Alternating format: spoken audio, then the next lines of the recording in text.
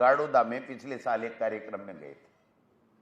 जाना तो दिया कुमारी जी को था, लेकिन वो किसी कारण से नहीं गई, तो क्या साहब वो महावीर जती जी महाराज ने कहा उप से नीचा तो मैं बुलाऊं ही नहीं, तो फिर ये चले गए।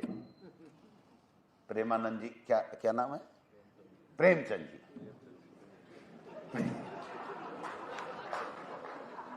वो प्रेमचंद जी चले गए।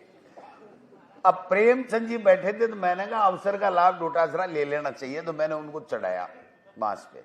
मैंने कहा आप उप मुख्यमंत्री हो, ये हो, यहाँ आए हो, आपका नाम रोशन हो जाएगा। मेरे यहीं नेछवा के अंदर मैंने कॉलेज खुलवाई थी, वहाँ एक पीजी की घोषणा कर दो, एक विषय की, के साथ मैं पीजी खोल दूंगा। तो पहले तो भाषण दे दागे बैठ के डर गए, फिर मैं और चढ़ाया तो खड़े हो गए। और खड़े होकर के उन्होंने कहा, डोटासरा जी ने कहा है मैं अगली बार इसको पीजी खोल दूंगा। तो मैंने पीजी वाली, वो जो कोचिंग वाली तैयारी करते हैं ना, वो पीजी नहीं खोलनी है, इसमें एमए खोलना है। तो बोले हाँ मैं समझ गया, एमए खोल दूंगा। अब की बार बजट आया तो मैंने कहा, मैं ऑन कैमरा कह रहा हूं, मैं तो कोई झूठ तो बात करता नहीं, मेरे में यही कमी है कि मैं सब कुछ कह देता हूं, रखता कुछ भी नहीं हूं। कई लोग पूरा रखते ही रखते हैं, बाहर नहीं कहते।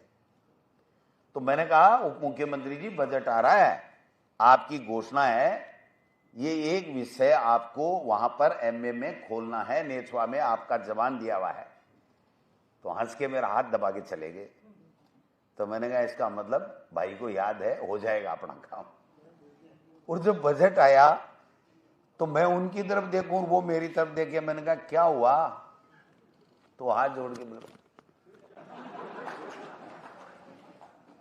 फिर मैंने पूछा, मैंने कहा रिप्लाई में दे दो महाराज, एक तो दे दो। बोले इस बजट को जाने दो, ये सीएम और डिप्टी सीएम की लड़ाई है, मैं आगे दे दूंगा।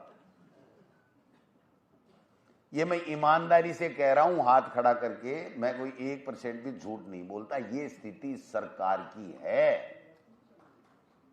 एक विषय नहीं खोल सकता आपका उच्च शिक्षा मंत्री जो डिप्टी सीएम बना हुआ है। एक घोषणा मुख्यमंत्री नहीं कर सकता किसी जिले में जाकर के। और घोषणा नहीं, बिना दिल्ली की पर्ची के भाई साहब जा ही नहीं सकते किसी जिले में।